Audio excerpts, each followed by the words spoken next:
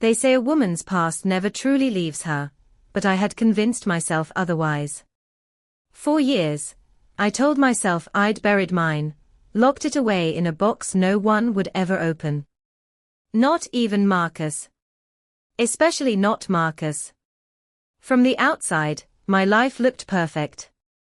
Marcus was everything I could have ever dreamed of in a husband: successful, attentive, kind.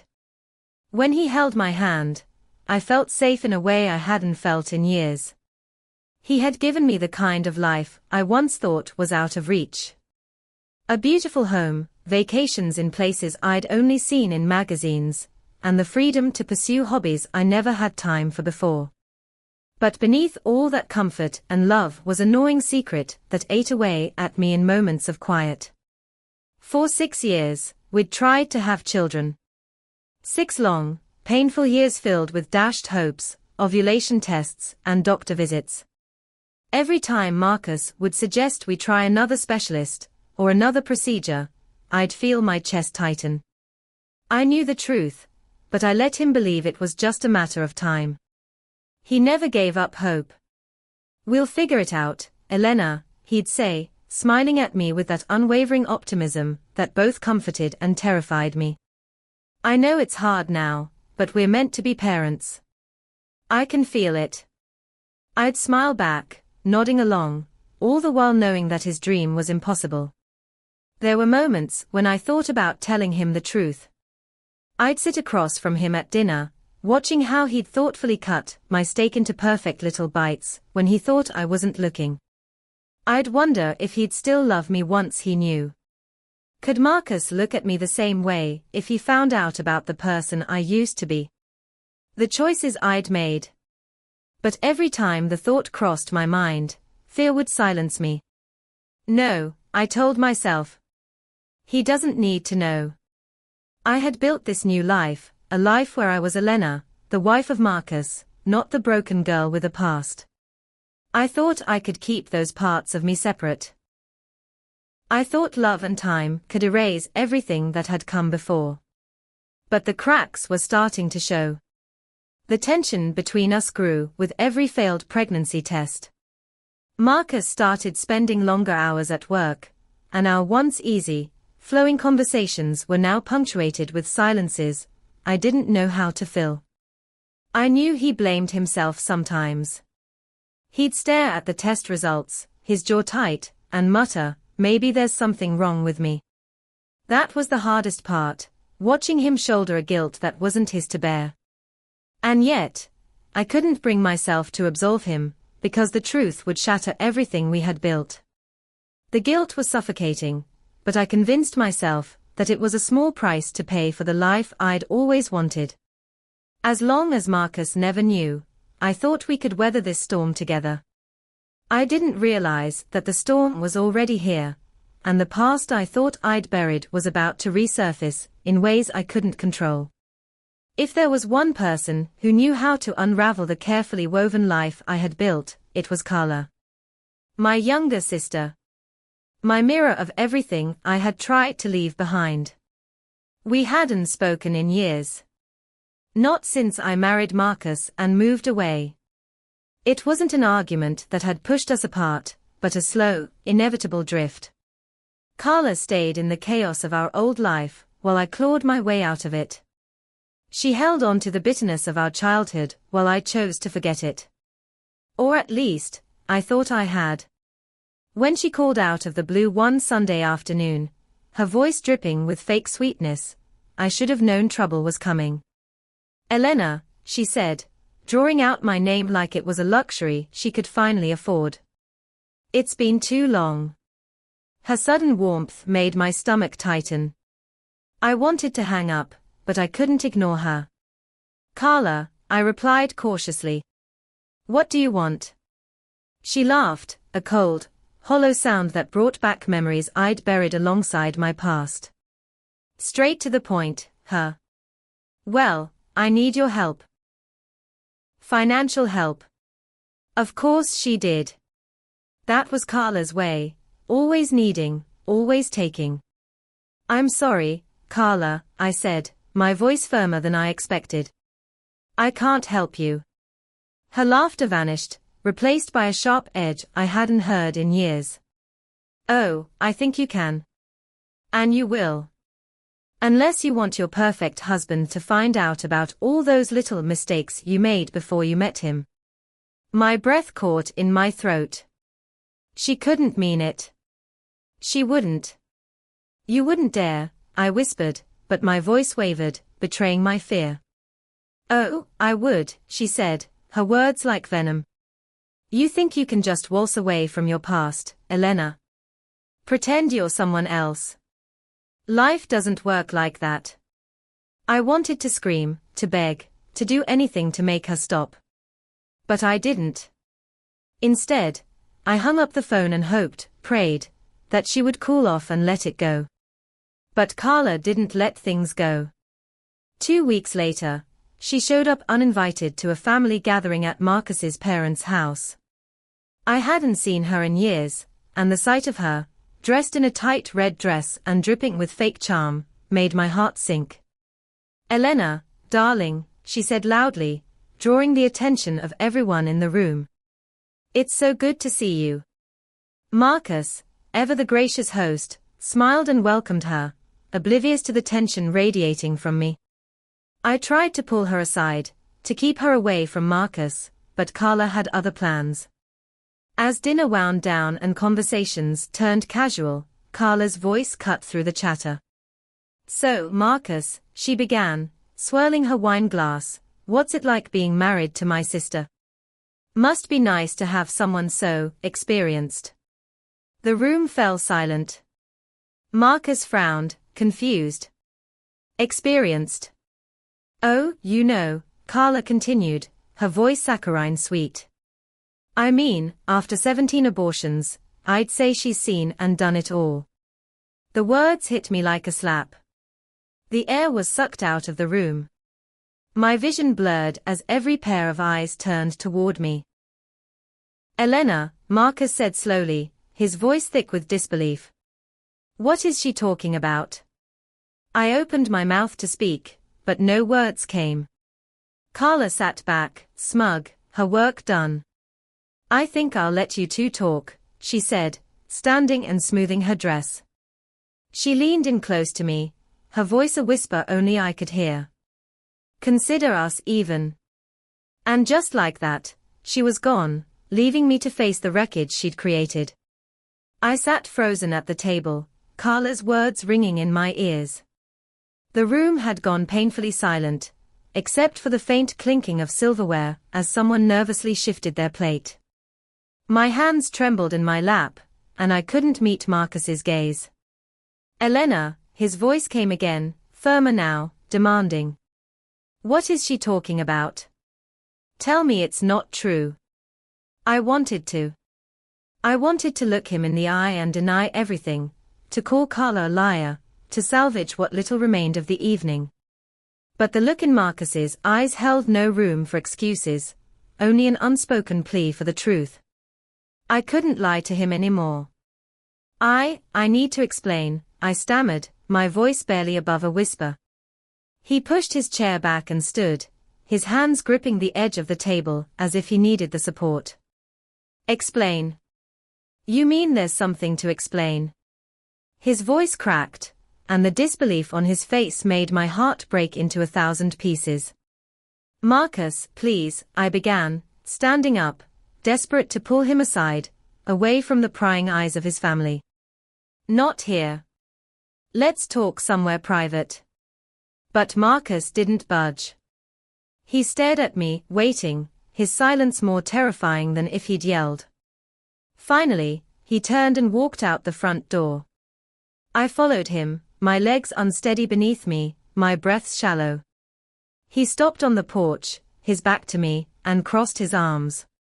Talk, he said, his voice low but seething with restrained fury.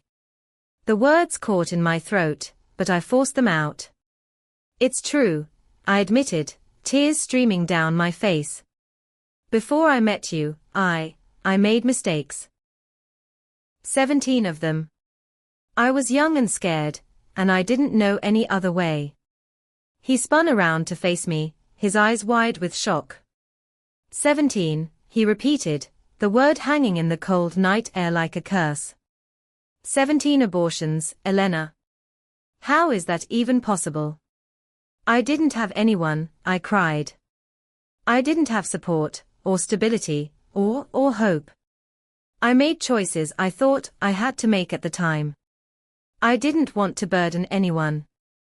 Burden anyone, he snapped, his voice rising. What about now? What about me? You let me believe we had a future together, a family, when you knew the truth all along. His words hit like daggers, each one sharper than the last. I didn't want to lose you, I whispered, my voice trembling. But you didn't think I deserved the truth, he shot back. How could you hide something like this? I would have stood by you, Elena, if you'd just told me. The anger in his voice was mingled with pain, and I could see the cracks forming in his carefully composed demeanor. Then his face darkened as another thought occurred to him. Is this why we can't have kids? He asked, his voice hollow now. Is this why, after all these years, every test comes back negative? I couldn't speak. The truth of it hung between us, undeniable. I had heard the doctor's words over and over in my mind, your womb is severely damaged. Pregnancy isn't impossible, but the chances are slim. I had known, but I'd never told him. Oh my God, Marcus breathed, taking a step back. You knew, didn't you? You knew this was your fault, and you let me believe it was mine. You let me sit in those clinics, blaming myself, hoping for a miracle, while you said nothing. Marcus, I didn't know how to tell you, I sobbed. I was scared of losing you, of losing everything we built together. Everything we built, he repeated bitterly. Everything we built is a lie, Elena. It's built on secrets and lies. He ran a hand through his hair, pacing back and forth on the porch like a man trying to escape his own skin. I can't even look at you right now, he said finally, his voice breaking. I need time to think. Marcus, please, I begged, reaching out to him, but he stepped away, shaking his head. Without another word, he turned and walked down the driveway, leaving me alone in the cold, the weight of my confession pressing down on me like a stone. When Marcus came back the next morning, his silence was colder than the night before. He didn't yell, didn't cry, he didn't even look at me. He simply walked into the house, grabbed his keys, and left without a word. That was the beginning of the end. Over the next few days, I tried to speak to him, to plead with him, but he avoided me at every turn. His silence was unbearable, and every attempt I made to reach him was met with an icy wall of indifference. Then, one day, I logged into our bank account and felt my stomach drop. The balance read $0. I refreshed the page, thinking it was a mistake, but it wasn't. Marcus had emptied our joint accounts. I scrambled to check the savings account I thought was in my name alone, only to find it closed. I confronted him that evening, trembling with frustration and fear. Marcus, you froze the accounts. You took everything. He didn't even flinch. Everything I worked for, yes, he said coldly. You don't get to lie to me for years and still benefit from my hard work. But what am I supposed to do? I cried. He shrugged. That's not my problem anymore. The next blow came the following morning. As I stepped outside to collect the mail, I noticed my car was gone. Panic surged through me. I called Marcus immediately. Where's my car? I demanded. He responded flatly, it was never your car. It's under my name. I had it repossessed. Marcus, please. I begged, tears streaming down my face. You can't just strip me of everything. Why not? He shot back. You stripped me of the truth. Fair exchange, don't you think? And then, The final nail in the coffin came later that evening. I found my suitcases by the door, packed and waiting. "You're not staying here anymore," Marcus said, his tone devoid of emotion. "I want you out by tomorrow." "Marcus," I sobbed, dropping to my knees. "Please, I have nowhere to go. I made mistakes, yes, but I love you. I've tried to build a life with you." "Love?" He scoffed, his voice dripping with disdain. "You don't lie to the people you love, Elena. You don't let them live a lie." I spent that night in the guest room, curled up on the floor, unable to sleep. By dawn, I packed the little I had left and walked out the door of the home I had once cherished, leaving behind the man I had hurt so deeply. Homelessness wasn't a reality I had ever imagined for myself. But now, it was all I had. I reached out to friends, hoping for a lifeline, but the moment my story spilled out, I saw the judgment in their eyes. "You had 17 abortions," one old friend asked, recoiling. "Elena, I don't think I can help you." "I'm sorry." Another friend's reaction was even harsher. "Honestly, Elena, maybe this is karma. You should have told Marcus the truth from the start." The rejection stung like a slap every time, but it wasn't as bad as the silence. Those who didn't outright refuse to help me simply stopped returning my calls. Desperate, I turned to shelters, wandering from one to the next with nothing but my suitcase and my shame. At one shelter, the intake worker listened patiently to my story, but shook her head. "I'm sorry, we're full. Try another place." It was the same story everywhere I went. Beds were scarce, and judgment was abundant. One rainy night, after yet another rejection, I sat on a bench in the park, my suitcase by my side, soaked to the bone. As the cold seeped into my skin, I realized the depth of my fall. I had lied, cheated, and built my life on a fragile web of deception, and now that web had collapsed, leaving me stranded and alone. For the first time, I allowed myself to truly feel the weight of my past, not just the guilt, but the consequences of every choice I had made. And in that moment, with the rain pouring down and my future uncertain, I knew I had no one to blame but myself. There's something about hitting rock bottom that forces you to face yourself in ways you never thought possible. Sitting on that park bench in the pouring rain, I realized I had spent years running from the truth, from the pain I caused, and most of all, from myself. The first step was the hardest. I walked into a counseling center, trembling as I approached the receptionist. I need help," I said, my voice cracking. The counselor assigned to me was a kind woman named Mrs. Porter. She had a calm presence that immediately put me at ease. At first, the words were hard to find. How do you explain a lifetime of guilt, mistakes, and self-destruction? But Mrs. Porter didn't judge me. She simply listened as I poured out my story, the abortions, the lies, the betrayal. "It feels like I've destroyed everything," I confessed during one session. "Marcus, my marriage, my future, even my own body. I don't see a way forward." Mrs. Porter leaned forward, her voice gentle but firm. "The fact that you're here, Elena, means you're already taking the first step forward. Acknowledging your mistakes is painful, but it's also the beginning of healing." Her words stayed with me, and slowly, I began to confront my past. Each session peeled back another layer of guilt and self-loathing, and while the process was agonizing, it was also liberating. One day, after sharing my story, Mrs. Porter suggested something unexpected. "Have you ever thought about volunteering? Giving back can sometimes help us find purpose." The idea scared me, but I knew I needed to do something more than just wallow in regret. With her encouragement, I reached out to a local center for women facing unplanned pregnancies. I introduced myself hesitantly, half expecting to be turned away. But the director, a a warm woman named Angela, surprised me. "We all have a past, Elena," she said, her eyes kind. "What matters is what you do with it now. If you're willing to help others, we'd love to have you."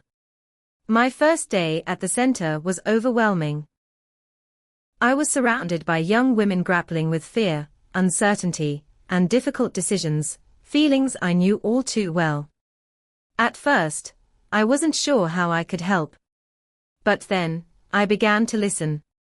Listening turned into sharing, and sharing turned into guiding.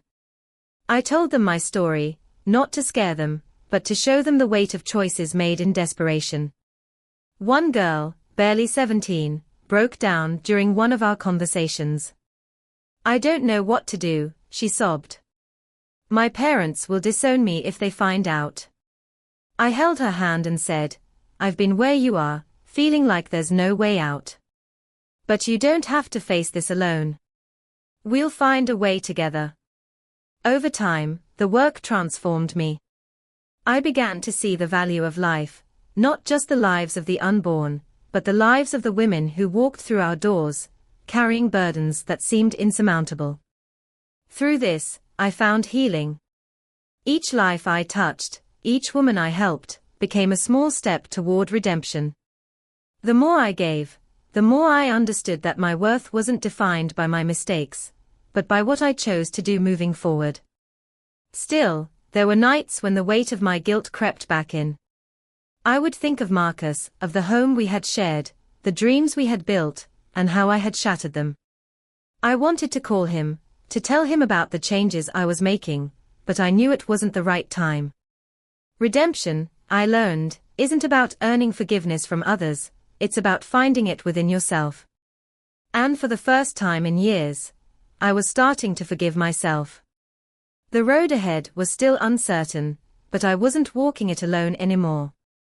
I had found purpose and with it, a glimmer of hope. While I was navigating my journey to redemption, Marcus was fighting a battle of his own. For a while, all I could see was his anger, the way he stripped me of everything, leaving me with nothing but regret and shame. But later, I learned there was more to his silence than rage. At first, Marcus thrived on his newfound sense of control. He told himself that taking everything from me was justice, that it was what I deserved for betraying him. But as the days turned into weeks, something began to shift within him. He confided in his mother one evening over dinner, seeking her validation. "She lied to me for years," he said, his tone hard and unyielding. "She destroyed the life we could have had. I can't forgive that." His mother, an older woman with a wisdom that often caught people off guard, studied him carefully before speaking. "Marcus," she said gently, "it's natural to feel betrayed. But tell me this, when you married Elena, did you love her?" "Of course I did," he replied, almost defensive. He stopped short, the words catching in his throat. His mother reached across the table, placing a hand over his. "Love doesn't vanish because of pain, Marcus. It might hide behind anger, but it's still there. If you didn't care, you wouldn't be sitting here, struggling to make sense of this." Her words struck a chord, but Marcus resisted. "She hid her past from me. How can I forgive that?" "Have you ever asked yourself why she hid it?" she countered. "You know Elena didn't have an easy childhood. Maybe she made choices she regretted and didn't know how to face them. Haven't you ever made a mistake you were too ashamed to admit?" Marcus frowned, his defenses starting to crumble. He had always known bits and pieces of Elena's past, how she grew up in a household marked by neglect and instability. But he had never tried to understand how those experiences might have shaped her. Over the next few days, her words stayed with him. He began to remember the vulnerability in Elena's eyes, the way she would sometimes hesitate before opening up, as if she was constantly afraid of being judged. Out of curiosity, and perhaps a sliver of hope, he reached out to Carla, despite their fractured relationship. "I need to know more about Elena's past," he told her. Carla was initially reluctant, but eventually, she opened up. Elena didn't have much growing up, she admitted. Our parents were too busy fighting to notice us. She dropped out of school because no one cared. The abortions, they weren't because she was careless, Marcus. She was desperate. She thought it was the only way to survive. I told you the truth, but maybe I didn't tell you the whole story. The revelation hit Marcus like a tidal wave. He had been so consumed by his own pain that he hadn't considered the depth of Elena's. For the first time, he saw her not just as the woman who had hurt him, but as someone who had carried unimaginable burdens long before he entered her life. He found himself reflecting on their marriage, on the love they had shared, the way Elena had supported him through his own challenges, and the laughter they had once shared. The bitterness he had clung to began to melt, replaced by a strange and uncomfortable ache. One evening, Marcus sat alone in his study, staring at the wedding photo that still hung on the wall. He traced the outline of Elena's face with his finger, remembering the hope and joy in her eyes that day. I loved her, he whispered to himself. I still do. But love alone wasn't enough to erase the hurt. Marcus wrestled with questions of trust, forgiveness, and whether they could ever rebuild what had been shattered. His mother's voice echoed in his mind, love doesn't vanish because of pain. It wasn't a question of whether he loved Elena, it was a question of whether he could forgive her. And as the days passed, Marcus began to realize that forgiveness wasn't about absolving her of guilt. It was about freeing himself from the weight of anger and bitterness that had taken over his life. For the first time since the confrontation, Marcus felt a glimmer of clarity. But clarity didn't come with answers. It came with the realization that he needed to face Elena again, not as the betrayed husband, but as the man who still cared deeply for her, despite everything. Months had passed since the day I left Marcus's house, and in that time, I had become a different person. The pain of losing everything had forced me to look inward, to rebuild myself piece by piece. My work at the Women's Center had given me purpose, and for the first time in years, I felt like I was truly living, not hiding, not running, but living. Still, I carried the weight of Marcus's absence like a phantom limb. I missed him, not just the life we had shared, but the man who had once been my partner, my confidant. But I had accepted that I might never see him again. Then, one evening, as I stood in front of an audience at a charity event, preparing to speak, I saw him. Marcus. He was sitting in the back, his face unreadable, but his presence was like a jolt to my system. I took a deep breath, steadying myself. This moment wasn't about him, it was about the women who needed hope. So I shared my story, as I had so many times before, but this time it felt different. I used to think I was beyond redemption, I told the audience. That my mistakes defined me, and that I didn't deserve a second chance. But I've learned that redemption isn't about erasing the past, it's about what you choose to do with it. And every day, I choose to help others avoid the pain I've lived through. That choice is my redemption. When the event ended, I lingered near the stage, thanking attendees who approached me. I couldn't help but glance toward the back of the room, where Marcus had been. He was gone. Disappointment washed over me, but as I turned to leave, I felt a familiar presence behind me. Elena, Marcus's voice called softly. I froze, then turned to face him. He looked the same yet different, his eyes held the same intensity, but there was a softness in his expression that hadn't been there before. Marcus, I managed to say, my voice trembling. I listened to your story, he began, his tone measured. I saw the work you've been doing. You've changed. I nodded. I had to. Losing you, losing everything, it forced me to see myself for who I really was. And I didn't like what I saw. For a moment, we stood in silence, the weight of our shared history pressing down on us. Finally, Marcus spoke again. Can we talk? Somewhere private. We found a quiet corner in the venue, and as we sat down, my heart raced. I didn't know what he wanted to say, but I braced myself for anything. I've been angry for so long, Marcus admitted, his voice heavy with emotion. Angry at you, at what you kept from me, at how it all fell apart. But I've also been thinking about everything. Your past, your pain, even the reasons behind your choices. I never wanted to hurt you, I whispered. I was so ashamed of who I was, Marcus. I didn't know how to tell you.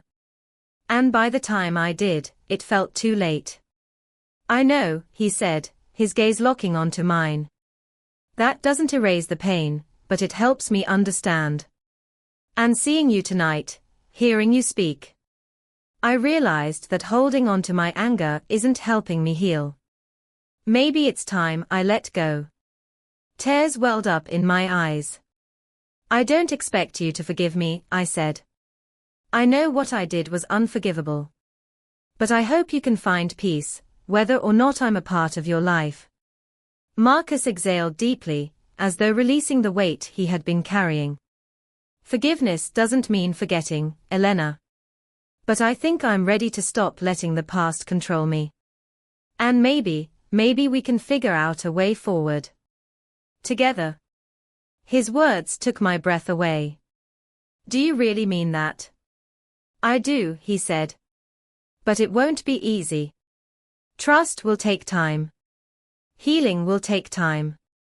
Are you willing to put in the work? Yes, I said without hesitation. For you, for us, I'll do whatever it takes. For the first time in months, hope bloomed in my chest. It wasn't a clean slate. Our scars would always remain. But in that moment, we made a choice, to face the future together, not as perfect people, but as two flawed souls willing to try again. The days after that conversation with Marcus were filled with uncertainty. We were no longer strangers, but we were far from the couple we once were. We stood at a crossroads, and neither of us knew exactly where the path would lead. Marcus had given me something I hadn't dared hope for, an opportunity to rebuild the trust we had lost. But he made it clear, no more secrets, Elena. If we do this, it's only if you promise me total honesty from now on. It was a simple request, but in many ways, it was the hardest thing for me to offer. For years, I had hidden behind walls I had built from shame and fear. To stand before Marcus with nothing but the truth, no filters, no facades, was a vulnerability I wasn't sure I could handle. But I had already made a choice. I had chosen to rebuild myself, and that meant being honest with Marcus, with myself, and with the world. I promise, I told him, my voice trembling. No more lies. No more hiding. Marcus nodded, but I could see the caution in his eyes. He wasn't asking for perfection. He wasn't even asking for immediate trust. He was asking for a chance, just a chance to try again. For the next few weeks, we tiptoed around the remnants of our old life. We met for coffee, spent time together, but there was an unspoken distance between us, an invisible line neither of us dared cross. We were like two strangers trying to remember who we had once been, while also learning who we could be in the future. There were moments of laughter, of tenderness, of shared glances that felt familiar. But there were also moments of silence, of hesitation, of wondering if we were simply clinging to a memory that could never be revived. One evening, as we sat on the porch of his apartment, Marcus with his drink in hand, me with my thoughts swirling, I asked him a question I had been afraid to voice. Do you think we'll ever be the same? He took a long pause before answering, his eyes focused on the horizon. I don't know. Maybe we'll be something different. Something better, maybe. I didn't know what that meant, but in some strange way, his words comforted me. Relationships aren't always about returning to what once was. They're about creating something new from the ashes. But there was also a part of me that knew this could be the beginning of something different entirely. A reconciliation, yes, but not necessarily a return to the life we had before. We were both scarred, both changed in ways we hadn't yet fully understood. As the days passed, we continued to talk, slowly revealing more of ourselves, our fears, our regrets, our dreams. We shared our thoughts about the future, about children, about what it meant to truly heal. But we also talked about the possibility of parting ways. Neither of us was ready to make promises we couldn't keep. Maybe we're not meant to be together forever, I told Marcus one evening, but maybe we can still help each other find peace. His eyes softened as he looked at me. I don't know what the future holds, Elena. But I do know that you've changed. And I have too. And that was enough for me, for now. We didn't make any definitive decisions. We didn't rush into a future we couldn't predict. Instead, we took it one day at a time, knowing that the road ahead was uncertain, but still worth walking. The story didn't end with a neatly tied bow. Relationships, like people, are messy. They are complicated, layered, full of contradictions. Redemption doesn't come in one grand moment, it comes in the quiet choices we make every day. Maybe Marcus and I would reconcile fully. Maybe we would go our separate ways, but with the understanding that we had tried, and that we had learned. What I had come to understand through all of this was that life is never about erasing the past. It's about accepting it, learning from it, and deciding what to do with what's left. Redemption isn't a destination. It's a journey, one that I would walk, whether alone or with someone by my side. And so, our story ended not with a resolution, but with an open possibility. A chance to rebuild, to forgive, to learn, and above all, to keep moving forward. Thank you for joining me on this journey of redemption, forgiveness, and healing. If you found this story meaningful, don't forget to like, share, and subscribe to stay connected for more stories that explore the complexities of life, love, and second chances. Have you ever experienced a moment of redemption, or struggled to rebuild trust in a relationship? I'd love to hear your thoughts in the comments below. Let's continue this conversation together. Remember, every journey is unique, and it's never too late to start anew.